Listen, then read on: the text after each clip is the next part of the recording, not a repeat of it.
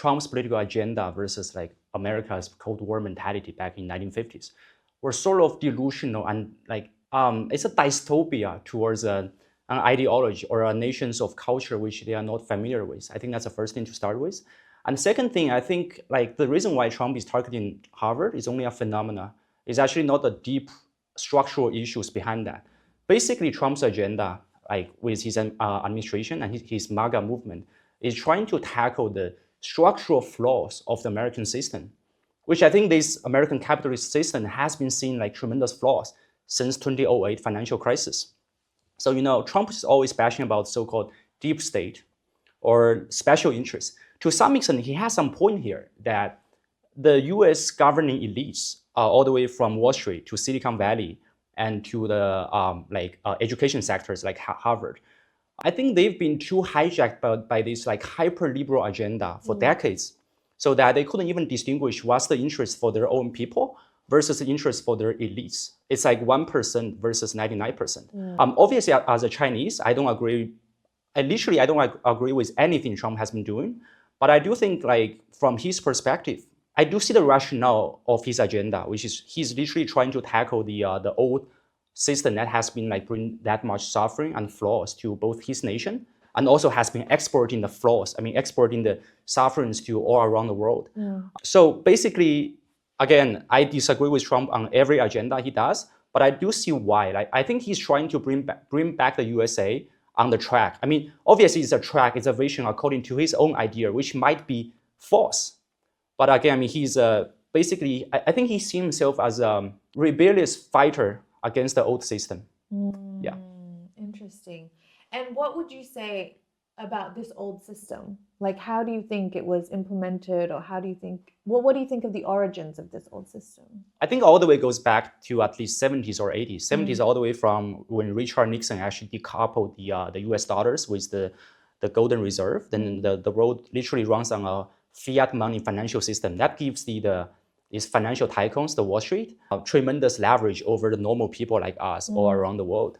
Then fast forward to 80s, the US President Ronald Reagan, the guy intentionally had these so-called neoliberal economic policies, which outsourced all the American industries, American manufacturing jobs to like overseas.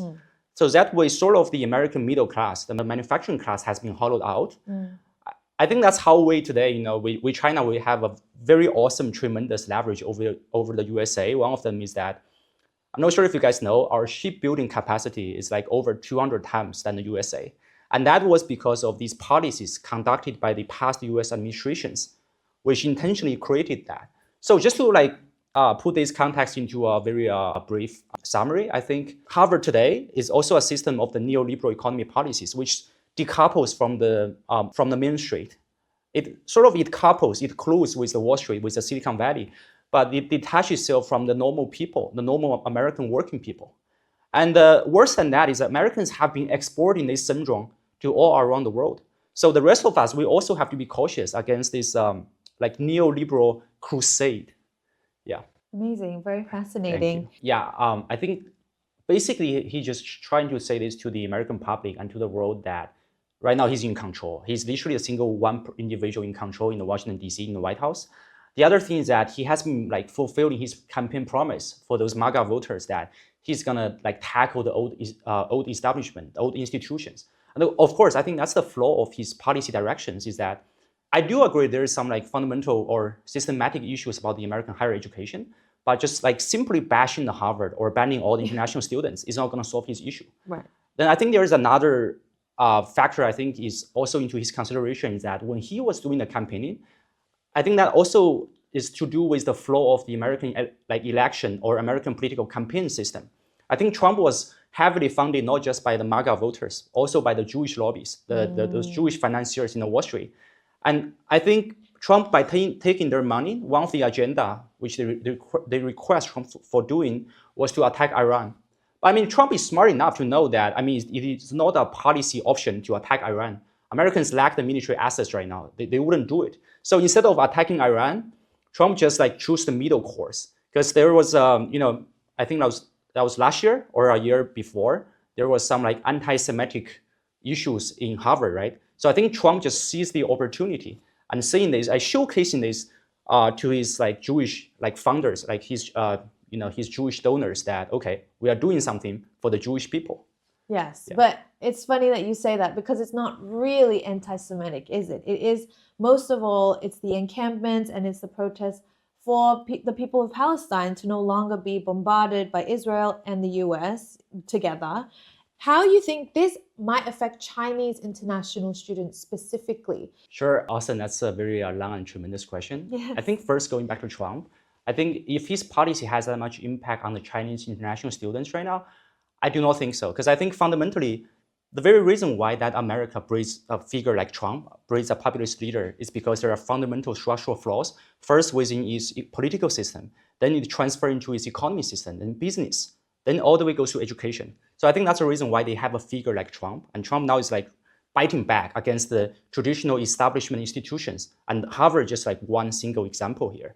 I think that fundamentally, actually, the logic chain says that the value of a Harvard education is not as what we thought anymore, at least. Because like even in recent years, all these American higher educations, especially in their postgraduate departments, they have created all these like very so-called DEI, or like diversity departments or diversity hires. I mean, as a traditional Chinese, and I do believe like for rational Americans and all the other people around the world, I think we could see that these are the sort of like very delusional political agendas instead of like such a merit-based education system. So that's the first point, which means the level of the education in the US is not as good as it used to be, or as we thought. I think for Chinese students, it's actually pretty simple. Just relocate, like just go back. We have tremendous universities in Hong Kong, and we have, like Tsinghua, Fudan, the DeepSeek, right? That DeepSeek tech was actually out from Zhejiang University. That's sort of like China's version of Stanford. And we also have like Tsinghua and like PKU, the Peking University, which are not just educating like tier 1 Chinese students. We are also like educating like those talents for the entire world. Now, going back to the history of the USA, I think for me as a Chinese, and also for most of the people around the world, we should not deny the fact that the education system in the US, especially after the World War II, the education level is very high, and it actually has produced tremendous progress to the entire world. But that moment has been gone. I think when the US economy started to decouple from manufacturing jobs, decouple from actual engineers, they channel their talents into Silicon Valley or Wall Street, right, either doing the e-commerce jobs or doing the like the Wall Street finance jobs. I think the value of the American education has been sort of flattening out. And we could see that phenomena just gets worse and worse after the 2008 financial crisis, because as the American elites was trying to cover up their flaws, then they shifted their focus on education sector. Yes. That's why they breed all these very delusional programs like DEI, as I just said. It's just pretty much to cover up their own mistakes. So one thing short, I think for Chinese students, there is nothing to worry. Just relocate, just go to Hong Kong or go to Beijing. What do you think if, let's say, he successfully bans all international student applications, including and especially all the Chinese students? How do you think this would affect America as a whole, not just their economy, but also their scientific and medical fields as well? Curtis, if you'd like to start. Cool. Honestly, I feel like, first of all, the policy route which Trump is taking, I think he's just barely like isolating the whole USA education from the entire world. Because we do see right now, I think that China is actually filing more patents every year than the US does. So basically, if he cuts himself off from like Chinese research talents, from the European research talents, then basically America itself is like isolated Rhode Island. It's only a mere huge island. Then basically the whole credibility of so-called, like the open source or like so-called sharing knowledge, sharing the brain power to the whole world, the whole narrative will be compromised, because like people will not trust the USA anymore. And that will only accelerate the pace which I think global talents go to China and seek for more cooperative approach. US universities still have these like leading edge technology, right? I think some of the parts, they are still ahead of China and the rest of the world. But I think if Trump, he sort of cuts all the ties with the rest of the world, there will not be enough like fresh supply of the brain power coming to the States to exchange, to have more innovative ideas. The other thing is like, even if the US university themselves could just, in their labs, they could just, come up with scientific discoveries. but without the without the application, without the commercialization, which China does very well on that matter, I don't think the US technology can actually lead the world market, nor can it even roll out from the assembly line. Trump administration and the whole USA is shutting down itself from the rest of the world for sure, starting from the education sector, right? From the trade. So certainty that there will just be more international students. They will relocate from USA to China. I think that becomes a very tremendous opportunity for the Chinese decision-making body to consider how should they reform or overhaul its education system that will be both world level, matching with the American level, and also that is very accessible to both Chinese, our own people, and also the all the other international students. What about if there's a neo-experimental university that is not Chinese, not American, but is actually maybe co-run by Chinese and American, but also shared by the entire world? Let's site location could be in places like Singapore or in Switzerland. I think we should run that sort of experiment. I do believe these very high-level professors or faculties in the USA right now, they feel like they have been persecuted by the political witch hunts. So why not start this new experiment? I think the Chinese government and the Chinese university are able to provide funds and some of the faculties and some of the infrastructures, and then Americans can provide what they have. I feel like that could be the way forward in the both the employment opportunity and the education opportunity. I think that is also something which we have seen that in China for thousands of years. I mean, honestly, I think since the very ancient Chinese dynasty, because we Chinese, I think we are a group of Confucius people, so we don't like to have foreign aggressions, against other people. So that means our internal competition is always very fierce. So I think since we are in the 21st century now, I do think our government should consider about changing that dynamics. I think there's two fronts which we could change. The first one is about the connection between education and employment. So which means I think our education system has to be more closely linked with actual employment opportunities. Because we can't just produce, tens of millions of undergrads, but without, giving them actual jobs in the society. I think we Chinese, we shouldn't just look inward. We also have to very truly have global perspectives. I mean, by having global perspectives, I don't mean just studying in the USA. I think there should be a tremendous wave of actually Chinese laborers going overseas and bring our culture and actually bring the skill sets which we have to the places. I think especially the developing places, developing nations that needs our skill sets, needs our labor, needs our expertise. I think these are the future policy directions that we could think that will be not just beneficial to the Chinese, but I think will also be beneficial to the entire Western industrialized economies. They are not industrialized anymore because they they hollow out their industrialization sectors. But I think that they do have very tremendous, R&D capacities, right? Their university labs. So I think what we should do is that the Western universities, their higher education, they should provide the, the best knowledge talents from the labs. These are research, the research results. Then I think what China could do is to use these tremendous resources and tremendous execution capacity to build up a platform for the world to, to test, to experiment, to run these top-notch research results coming from the Western higher education labs, right? Then after that, we could distribute these commercialized products or mass produce these results, mass produce these products to the global South. It's like a multi-layer system which the entire world could benefit. The USA, I think since they were sort of captured by the Wall Street and all the other, the financial elites, that they had those weird ideological departments in their higher educations, gender studies or racial studies, right? I mean, obviously, I don't think there is that much practical value out of these departments, right? And if you read a book by an Indian American called Vivek, the guy is one of the Trump's guy. So he basically said the reason why the Wall Street is behind all those so-called woke ideology, the American liberal left, is because they were trying to cover up the mess which they left in the 2008 financial crisis. They were basically trying to divert the attention from American people's hatred on them into other channels. They were trying to divide the American people. Yeah. Then I think the second point is about I think it's more severe mismatch between the education and the job market.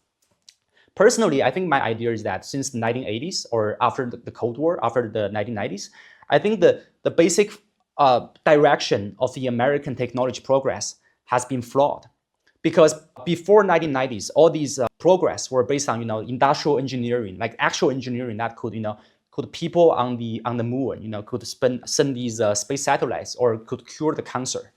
But I think after 90s, as I said, I think America has been captured by the Wall Street financial elites and also by the Silicon Valley industrial complex. So basically, now the higher end market jobs, the respectable ones in America, becomes either you are working at Wall Street in finance, private equity, or if you are working at Microsoft or Amazon, e-commerce or so-called digital tech. But we have to realize these so-called digital techs, they couldn't solve some of the urgent issues which we face right now. Like we face climate change, we face the rising cases of cancer and all the other diseases, right? So I think that's the shift that America has to go through if it wants to still, sort of lead the world in terms of technology progress. They should, redirect themselves into industrial engineering, like chemistry, like biology, these fundamental sciences, instead of, just focusing on finance or focus on so-called like digital computer engineering. I think this will literally be the first time that the socialist state in the world is leading the entire world, and is actually sort of overpassing the Western industrialized economies. I think that also kind of matches with the China special characters. Since the very ancient Chinese dynasties, our dynasties has been run on this Confucian idea. I think some of the core idea in the Confucian philosophy is that you have to take care of your own people, and you have to have this like fair and like equal distribution system among societies. I guess that's the reason why some of the Western countries which tried socialism but they failed, I guess it's because their fundamental philosophy diverse away from the socialist ideas. Now, I think going back to the Trump's MAGA question, what exactly MAGA wants? I think very interestingly, I do think MAGA wants exactly what every Chinese wants. I think Trump is actually trying to copy China's playbook, but I'm just not sure if he's able to do it. So basically, we could see like Trump is attacking on Harvard, these higher education institutions. I think he's trying to get rid of the entrenched elites or the entrenched special interest groups in the USA. So that is first to pave the ground for more like fair and like just distribution of the social resources. Then the other thing is that Trump has always been focusing on, bring back the jobs, these manufacturing jobs, the glory manufacturing jobs, the manufacturing sectors for the USA. I think that is also something which we Chinese understand very well, is that we don't just like doing the research, we also actually apply them in very fundamental and massive scales. I think so basically, make America great again. I think Trump is just like stealing China's playbook. But I think given the dire situation in the USA right now, I don't think he could succeed. Now just going back to your question about like democracy and so-called like freedom of speech, I feel like the whole world has been sort of brainwashed by the Western propaganda since Cold War for so long. America, to some extent, is not a liberal democracy, it's actually a constitutional republic, because not everyone gets to vote. I mean, they could vote, but not necessarily their vote counts. And now America has all these special interest groups called, super PACs. It's called like Super Political Action Committee. Basically, they legalize you donating money to the politicians which you favor. And most of the time, that money actually largely attributes to those very big donors, the special corporate interests. So now we could see that system is actually is more about procedures instead of actually following a more fair and like justified like allocation system for every strata of the society. That's the reason why we see Trump rising, because he had seen these problems in the USA. We are just not sure if he can fix it. Then the other thing about the so-called freedom of speech, I think we've seen that, especially since after COVID. I think you could see that American companies like Facebook and even previously Twitter, before Elon Musk bought Twitter, they would literally actively like censor some of the comments just based on political biases, based on the political preference of their investors, of their owners. They don't actually have the so-called freedom of speech. They only have the limited scope of freedom of speech when this speech does not touch upon the fundamental interest or the fundamental conflict of interest of the American elites. So I think the world should get to see that. And we as Chinese, I think we should devise our own model of so-called freedom of speech. We should be more structurally seeing the issue and understanding why what Americans have been saying are not the case. We know that the American empire is going down. I think that's for sure. I think there are two routes we should think about. I think the first one is that I do wish all the best for the Trump and the United States, so that if Trump could use his policies, use his whole coherent set of policies to stabilize his own nation, and then America could come out with a new version, not that imperialistic anymore, and also with more fair distribution of resources among its own people, feed its own people well, not that much homeless anymore.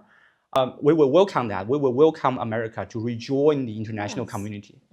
And I think the second point is that now, especially for us Chinese to consider, and also with our global South brothers and sisters, is actually now America is not able to fill that leading status. So we should fill the vacuum. But in order to fill the vacuum with all the people from the global South, I think China should truly devise a coherent set of strategy and narratives, and a set of the development models that could be applicable to at least most of the people around the world, to at least could bring like majority of the people the happiness around this earth.